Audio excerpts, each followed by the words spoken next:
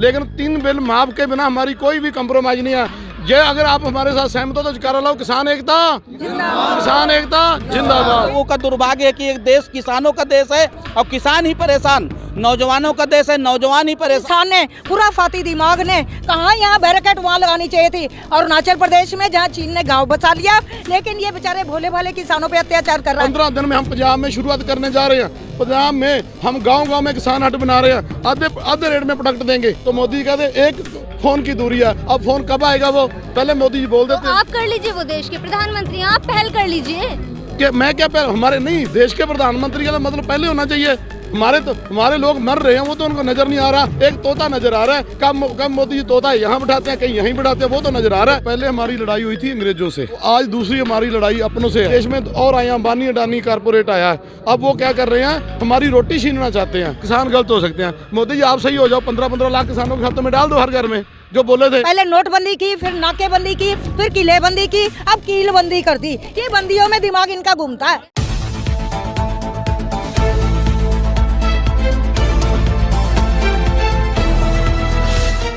नमस्कार, मैं प्रिया त्यागी और आप देख रहे हैं एमजे खबर।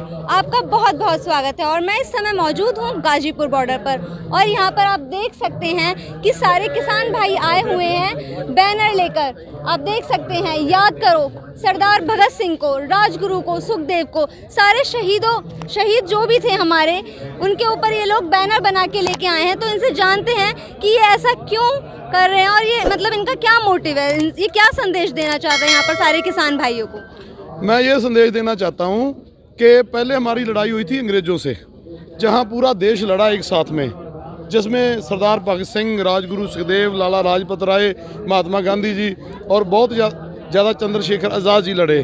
तो आज दूसरी हमारी लड़ाई अपनों से है। हमारी लड़ाई कोई निजी लड़ाई नहीं है।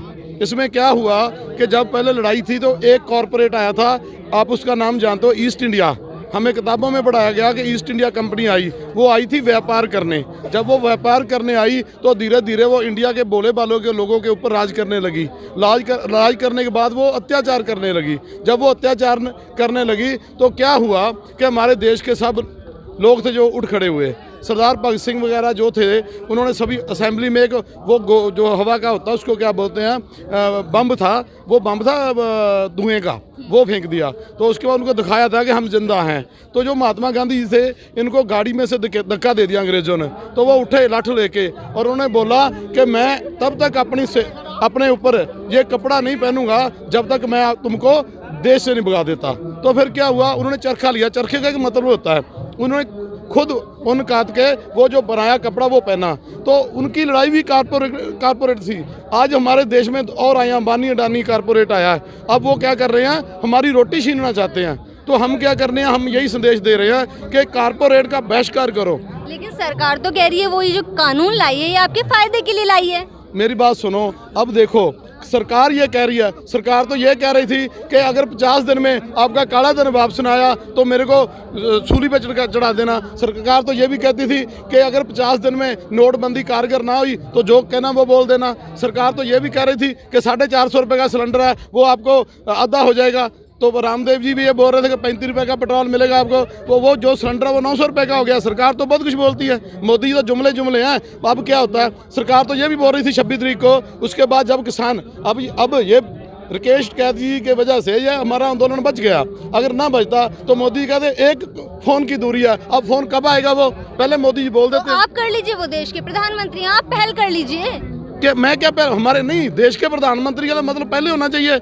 हमारे लोग मर रहे हैं, वो तो उनको नजर नहीं आ रहा। एक तोता नजर आ रहा है, कब मोदी जी तोता यहाँ बिठाते हैं, कहीं यहीं बिठाते हैं, वो तो नजर आ रहा है। देश का वो तो नजर आ रहा नहीं। किसान तो मर रहे हैं। अब अमृतसर में बुजुर्ग औरतें थी, वो बैठी हुई थी, एक आदमी आया, उसने उनको ऊपर ट्रैक्टर चढ़ा दिया। तो मोदी जी को नजर नहीं आ रहा। अगर सौरभ गांगुली को कुछ होता है, हार्ट की प्रॉब्लम है, फोन करते हैं मोदी जी, तो हमारा किसान मर रहा है, उनको तो नजर नहीं आ रहा।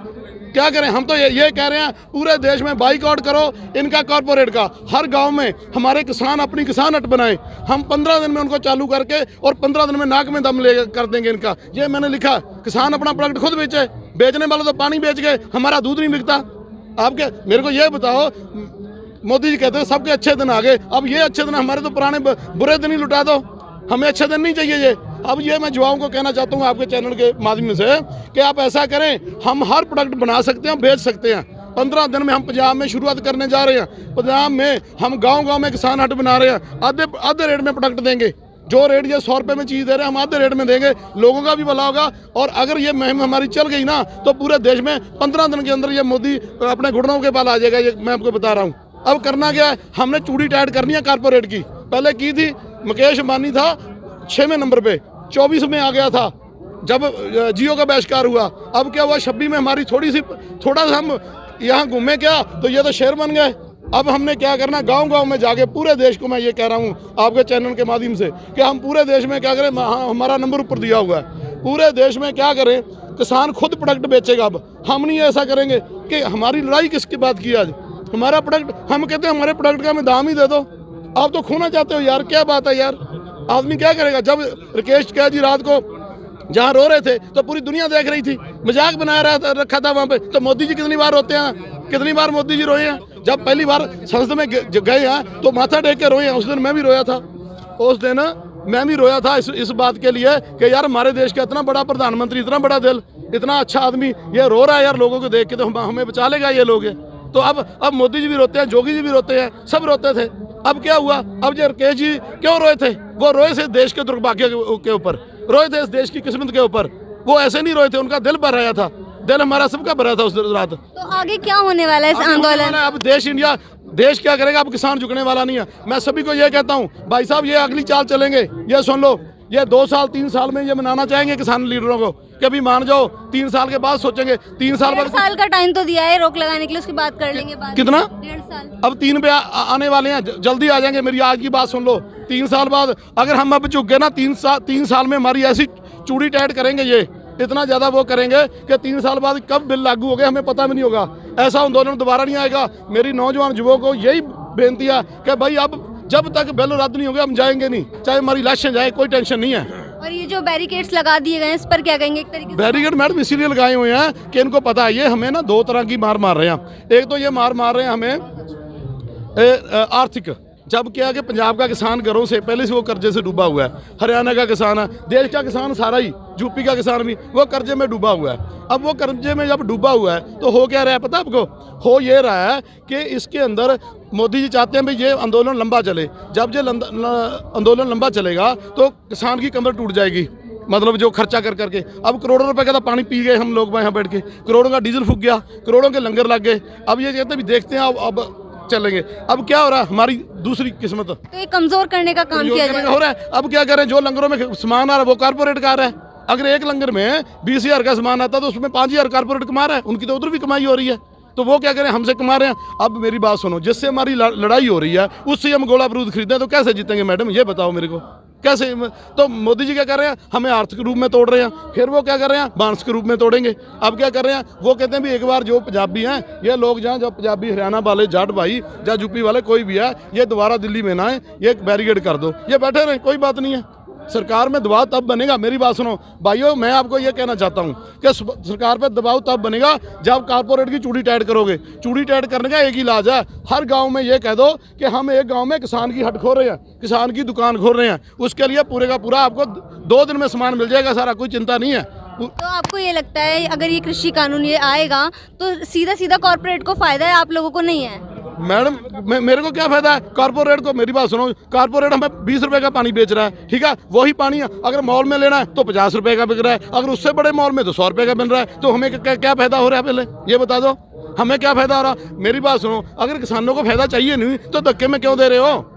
20 लाख, वो कितने करोड़ नौकरियां, 15-15 लाख वही दे दो लोगों के अकाउंट में। आपको देखो जी, पहले एक चलो मैं ये कहता हूँ किसान गलत हो सकते हैं, मोदी जी आप सही हो जाओ, 15-15 लाख किसानों के खातों में डाल दो हर घर में, जो बोले थे, जुमला छोड़ा था जो और आप करोड़ों रुपए तो दिए जा रहे हैं हर किसान, मतलब किसानों के घर। किस तरह को 2,000 रुपए भीख दे रहे हो, क्या कर रहे हो? करोड़ों रुपए कहाँ से दिया? मान लो सबको मिला के मैडम मेरी बात सुनो, 50 रुपए का सिलेंडर महंगा कर दिया वो, और उसमें से 40,000 करोड़ कमा लिया, जितना दिया उसमें से 10,000 करोड़ दे दिया, 30,000 और अपनी जेब में रख लिया।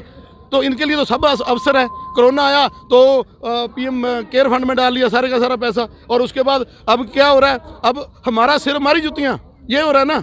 आप ये कहना चाहते, मेरी बात सुनिए, मैं ये कह रहा था कि भाई हम गांव में जब इनका सामान बंद कर देंगे ना तो ये 15 दिन में लाइन पे आ जाएंगे सभी। जियो का हमने पंजाब में बहिष्कार किया था, तो पंजाब में क्या हुआ था, मुकेश अंबानी सुप्रीम कोर्ट में गया था और बोला था जाके कि देखो जी मेरा कोई कसूर नहीं है, ये कोई कसूर नहीं है। और उसके बाद 26 आ गई, 26 अगर वो ट्रैक्टर परेड हो जाती ना, इनकी चाल ना होती, तो आज ये किसान जो कानून है वो रद्द हो जाते आज की डेट में, और रद्द अब भी हम करवाएंगे।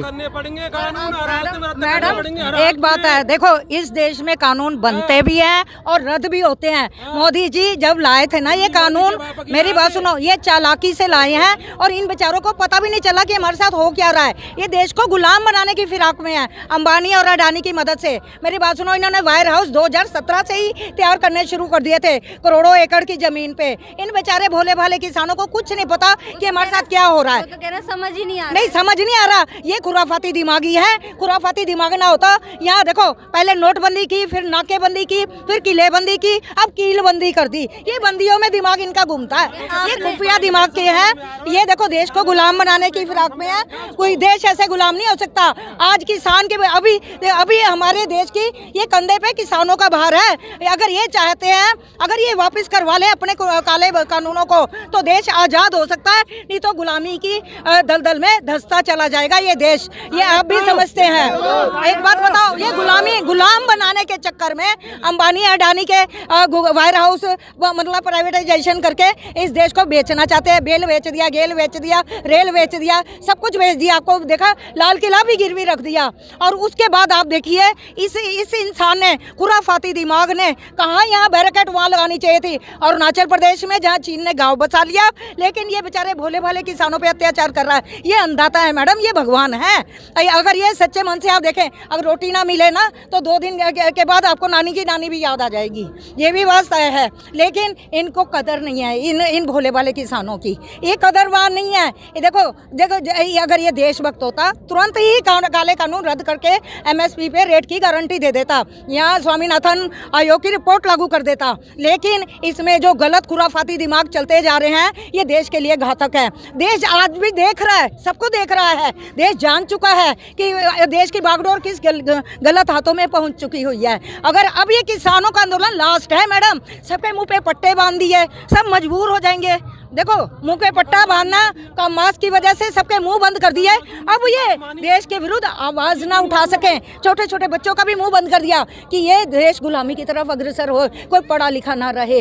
मेरी बात सुनो, डर के रहे और गुलाम बन के रहे। इसके ये जो 50 साल हिटलर बनने का प्लान है वो फेल हो जाएगा। आज हमारे टीके साहब का शुक्रिया, ये अंदाता ये असली आज़ादी दिलाएंगे मैडम। ये देश को असली आज़ादी दिलाने चले हैं। इनके आंसू, 3 बिल माफ होने, नौजवान परेशान, कोई अमेंडमेंट नहीं, 3 बिल माफ। मैं एक बात कहना चाहता हूँ, माफी के बिना कोई, मैं अपने लीडरों को भी बोल रहा हूँ कि लीडर हमारे सत्कारयोग है सभी, लेकिन 3 बिल माफ के बिना हमारी कोई भी कंप्रोमाइज नहीं है।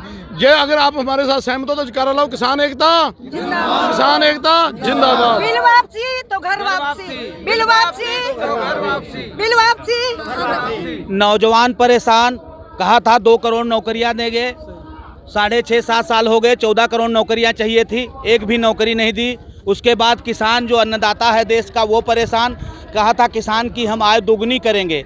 ये 101 अरब 25 करोड़ लोगों को नाराज कर सकते हैं, मगर 2 अपने यारों को नहीं नाराज कर सकते हैं। उनकी वजह से कानून नहीं वापस ले रहे हैं। कानून अगर वापस ले लें, जब किसान कह रहा है हमको आपका ये कानून नहीं चाहिए, हमको ये चीज़ आपकी नहीं लेनी, तो आप क्यों देना चाहते हैं? MSP पे किसान अगर MSP लागू हो जाएगा तो किसान एकदम बंधुआ मजदूर हो जाएगा। खेती करेंगे बड़े बड़े कोऑपरेट घराने के लोग, अब किसान मजदूर बन के रह जाएगा। अभी आलू जब किसान के घर होता है तो उसकी कीमत होती है 12 रुपये 10 रुपये किलो। वही आलू जब जाता है उद्योगपति के पास तो उसकी कीमत होती है 55 रुपये 50 रुपये किलो। वही पैकेट बना के बेचता है 300 रुपये किलो तक। तो हम लोगों का दुर्भाग्य है कि एक देश किसानों का देश है और किसान ही परेशान, नौजवानों का देश है, नौजवान ही परेशान। हमारे प्रधानमंत्री जी ने नारा दिया था, एक प्रधानमंत्री जी हमारे थे लाल बहादुर शास्त्री, उन्होंने नारा दिया था जय जवान जय किसान। तो ये तो इसका किसान के भी दुश्मन है और जवान के भी दुश्मन है। किसान मर जवान मर, जवान मर किसान मर। तो आप देख सकते हैं कि किस तरीके से यहाँ सारे किसान भाई इकट्ठा हुए हैं और उनका साफ कहना है कि ये तीनों कृषि कानून जो हैं ये इनके फ़ायदे में नहीं है, ये कॉरपोरेट के फ़ायदे में है। इससे सिर्फ कॉरपोरेट को फ़ायदा होगा, ना कि किसानों को होगा। और उनका साफ कहना है जब तक ये तीनों कृषि कानून वापस नहीं लिए जाएंगे वो यहाँ पर लगातार प्रदर्शन और अपना धरना जारी रखेंगे।